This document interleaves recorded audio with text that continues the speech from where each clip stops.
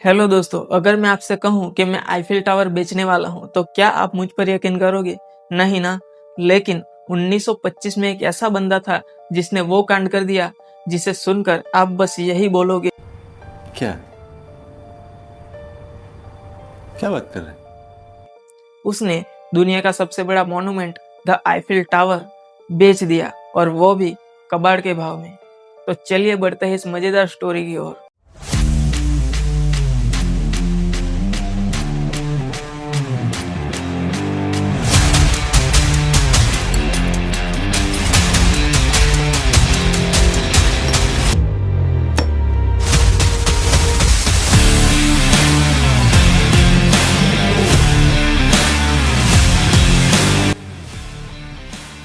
ये कहानी है विक्टर लस्टिंग की, ठगों की दुनिया का वो कलाकार जिसके झूठ पर लोग सच से ज्यादा भरोसा करते थे। साल था 1925। वर्ल्ड वॉर वन खत्म हो चुका था और पेरिस आज की तरह सिटी ऑफ लव नहीं था।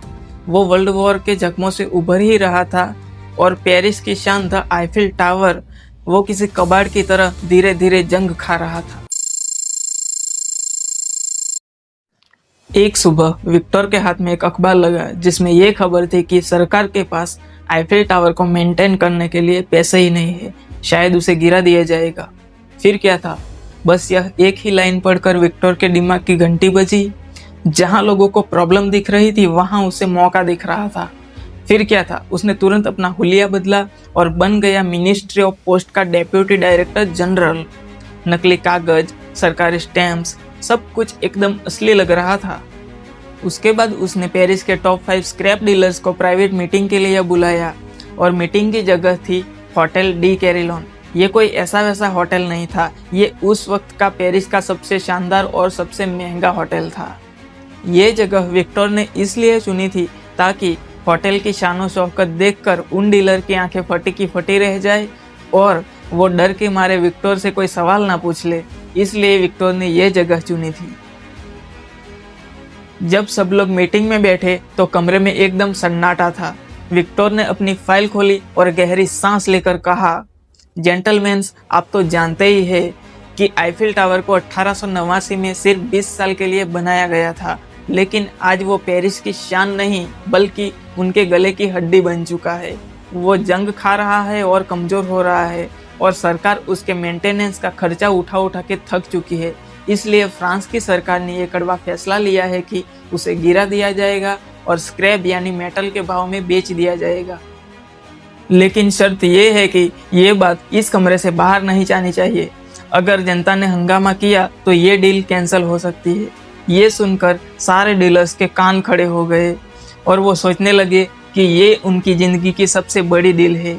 लेकिन विक्टर की बाज की नजरें सब पर नहीं, सिर्फ एक बंदे पर थी, और वो था एंड्रे पोज़ोन। मीटिंग खत्म हुई और विक्टर ने सभी डीलर्स को लेमोजिन में बिठाकर विदा किया, लेकिन जाते जाते पोज़ोन से हाथ मिलाते वक्त एक अलग ही कनेक्शन बनाया। विक्टर ने बाद में पोज़ोन को अलग से अप्रोच किया और कहा, मिस्टर पोज़ोन, वैसे तो लाइन में बहुत सारे लोग हैं, लेकिन उनमें मुझे सिर्फ लालच दिखता है, लेकिन आपकी आंखों में मुझे एक विजनरी दिखता है।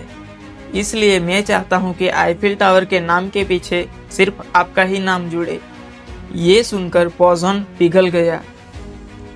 उसे लगा कि वो बिजनेस टाइकॉन बनने वाला है, लेकिन उसे नहीं पता था कि वो बकरा बनने वाला है। सब कुछ एकदम सेट था। पोज़ोन पैसे देने के लिए तैयार था, लेकिन चेक साइन करने से ठीक पहले पोज़ोन के दिमाग की घंटी बजी। उसने सोचा कि इतनी बड़ी डील है, सरकार आईफिल टावर बेच रही है, लेकिन अखबार में तो कोई खबर ही नहीं है। ऐसा कैसे हो सकता है? कहीं ये हमें फंसाने का जाल तो नहीं है? पोज़ोन ने पैसे देने से मना कर दिया और वो पीछे हटने लगा। विक्टर को समझ आ गया कि शिकार हाथ से जा रहा है। यहाँ विक्टर ने वो किया जो एक जीनियस बंदा ही कर सकता है। उसने पोज़ोन को साइड में बुलाया और दबी हुई आवाज में कहा, मिस्टर पोज़ोन, आपको लग रहा होगा कि मैं इतना छुप छुप कर डील क्यों कर रहा हूँ। सच कहूँ तो एक सरकारी ऑफिसर हूँ और सैलरी में गुजारा होता नहीं है। घर में एक बीवी है, उसके महंगे शौक है, तो ऊपर का इंतजाम करना पड़ता है। अगर आप चाहते हैं कि ये डील किसी और डीलर के पास ना जाए तो मुझे चेक के अलावा थोड़ा कैश अलग से चाहिए। जैसे ही विक्टर ने रिश्वत मांगी, पॉजन का सारा शक दूर हो गया, क्योंकि उस जमाने में एक ईमानदार ऑफिसर नकली हो सकते थे, लेकिन एक रिश्वतखोर ऑफिसर हमेशा असली होता था। बस फिर क्या था, पॉजन को लगने लगा कि ये बंदा तो अपना है। उसने खुशी खुशी विक्टर को 70,000 फ्रांस का चेक दिया और साथ में मोटी रिश्वत भी दी। पैसे लेके विक्टर सीधा रेलवे स्टेशन पहुंच गया। वहां से उसने वियना की ट्रेन पकड़ी और हवा की तरह पेरिस से गायब हो गया। अगले दिन पॉजन अपने डॉक्यूमेंट्स लेकर आईफिल टावर पहुंचा। वहां जाकर देखा तो कोई भी नहीं था। वो समझ गया कि उसका कट चुका है, लेकिन पॉजन को पैसों से ज्यादा अपनी इज्जत प्यारी थी। वो दुनिया के सामने बिल्कुल भी बेवकूफ नहीं बनना चाहता था, इसलिए उसने ये राज को अपने सीने में ही दफन कर लिया और पुलिस में कंप्लेन भी नहीं की। उधर विक्टर वियना में बैठकर अखबार पढ़ रहा था। जब 1 महीने तक कोई भी खबर नहीं आई तो वो समझ गया कि पॉजन शर्म के मारे चुप है।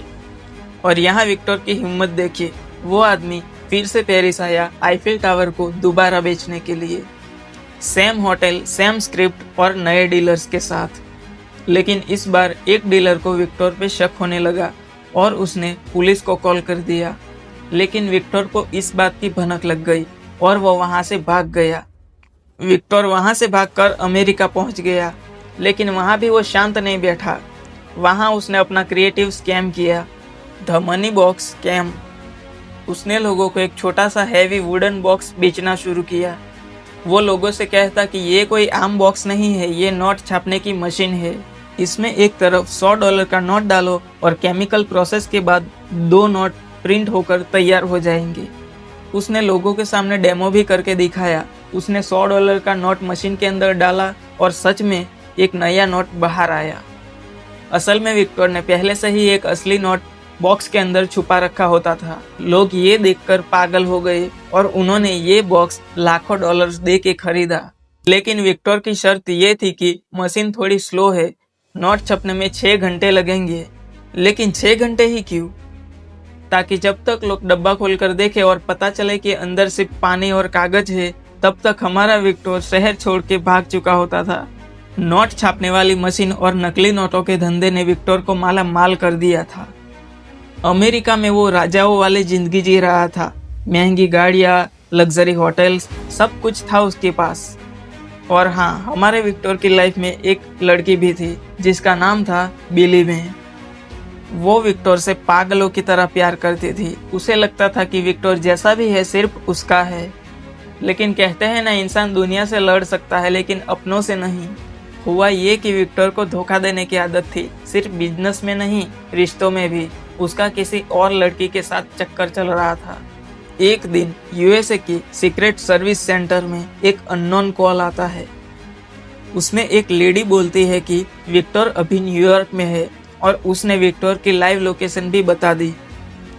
जब सीक्रेट सर्विस ऑफिसर ने उसका नाम पूछा तो सामने से ये जवाब आया, माय नेम इज बिली में। जी हाँ, वो विक्टर की गर्लफ्रेंड बिली में थी, जिसको पता चल गया था कि विक्टर का चक्कर किसी और लड़की के साथ चल रहा है। उसे इतना गुस्सा आया कि उसने बिना सोचे समझे सीक्रेट सर्विस सेंटर में कॉल कर दिया। और फिर क्या था, 10 में 1935 जैसे ही विक्टर अपनी होटल से बाहर निकला और सड़क पर आया, अचानक एजेंट्स ने चारों तरफ से विक्टर को घेर लिया। लेकिन यहाँ भी विक्टर का एटीट्यूड देखने लायक था। बंदूकें उसके चेहरे पर थी, लेकिन वो बिल्कुल भी नहीं डरा। उसने बड़े आराम से एजेंट्स को देखा और हल्का मुस्कुराया और कहा, well done boys, you got me. पकड़े जाने के बाद विक्टर को 20 साल की सजा सुनाई गई और उसे भेजा गया अल्कल्टाराज आइसलैंड। वहां की ठंडी हवा और नमी ने विक्टर को अंदर से तोड़ दिया। उसे निमोनिया हो गया। समय के साथ विक्टर की हालत बिगड़ती गई और वो दवाई मांगता रहा, लेकिन किस्मत ने उसका साथ नहीं दिया। आखिरकार 9 मार्च 1947 को जिस आदमी ने पेरिस के सबसे महंगे होटल में आईफिल टावर को बेचा था, वो इस दुनिया को अलविदा कह गया। लेकिन मरते दम तक उसने अपनी गलती नहीं मानी। वो हमेशा ये कहता रहता था, लोग छोटे झूठ पर शक करते हैं, लेकिन अगर झूठ आईफिल टावर जितना बड़ा हो तो लोग आंख बंद करके भरोसा करते हैं। तो ये कहानी है उस मास्टरमाइंड की जो दुनिया को तो जीत गया लेकिन अपनों से हार गया। अगर वीडियो अच्छी लगी तो लाइक करें और ऐसी ही रियल स्टोरी के लिए सब्सक्राइब करें। दिस इज लफड़ा लैब, साइन ऑफ।